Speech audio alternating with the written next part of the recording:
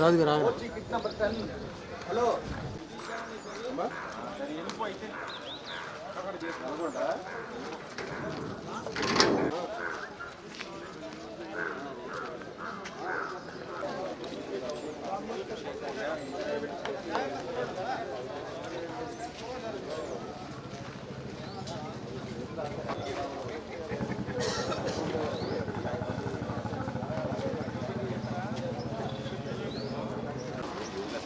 అందరూ చెప్పండి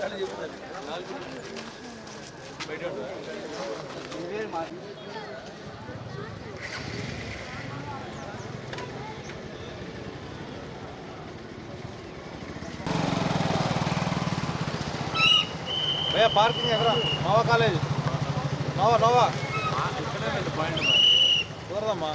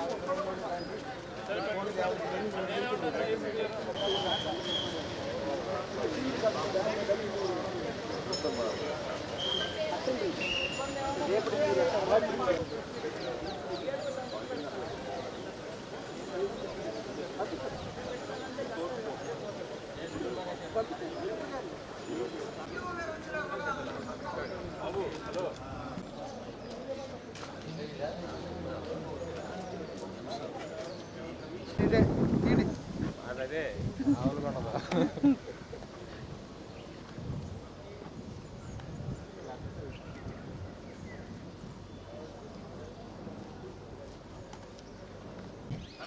పక్కరా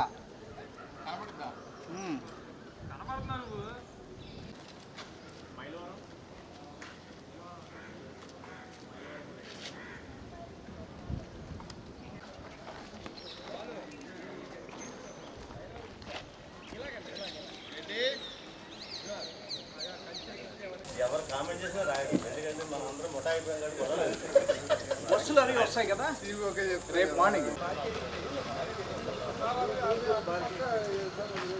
అది ఏం లేదండి, గోవా కాలేజీకి వెళ్ళే వాళ్ళు కూడా అక్కడ పక్కనే పార్కింగ్ చేస్తారు.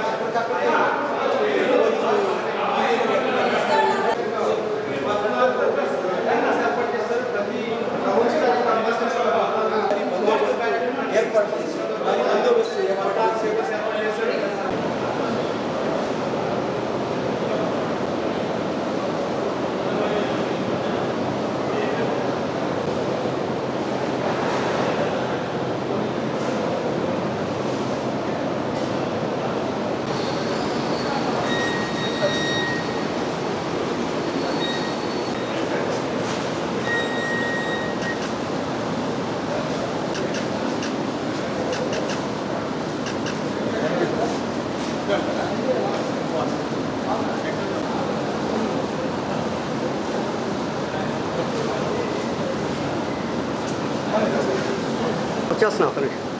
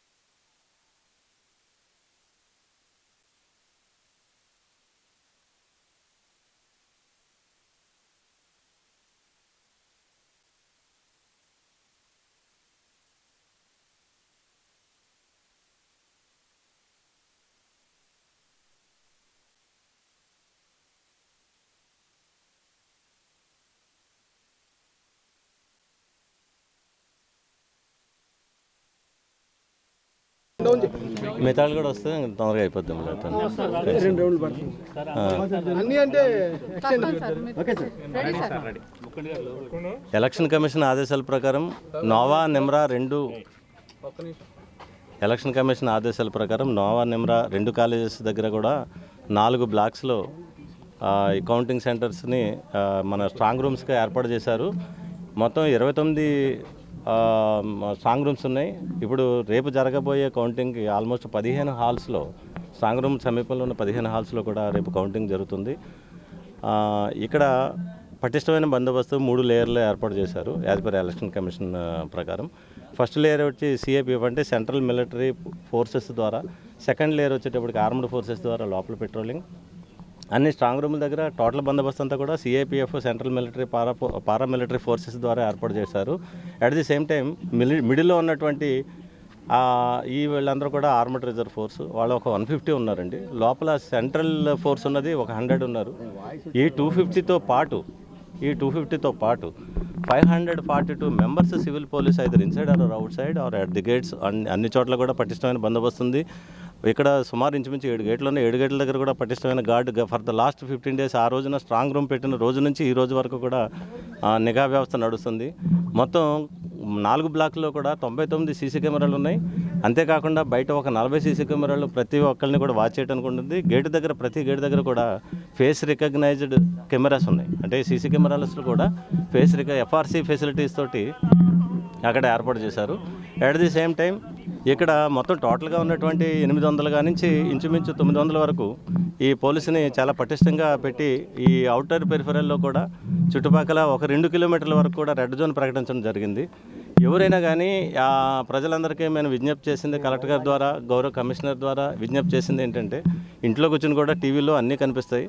బయటకు రోడ్డు మీదకి రావడం వల్ల గ్యాదరింగ్ని మనం ప్రివెంట్ చేయాలని ఎలక్షన్ కమిషన్ ఆదేశాలు. దాని ప్రకారం మీడియా ద్వారా అందరికీ కూడా గతంలోనే చెప్పడం జరిగింది.